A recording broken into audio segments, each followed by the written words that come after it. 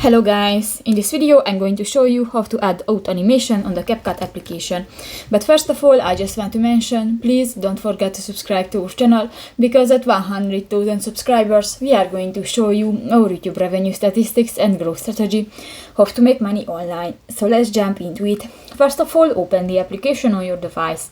So just open a project, and if you want to add out animation to your video, just go to the lower bar, tap to the first button, the edit, at the lower left corner of the screen, and click to the third option, the animation, next to the speed.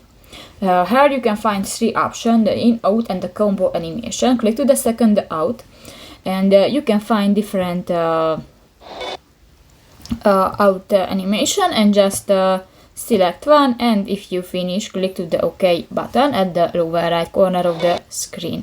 So that's pretty much it for this video, guys. See you in the next one. Bye bye.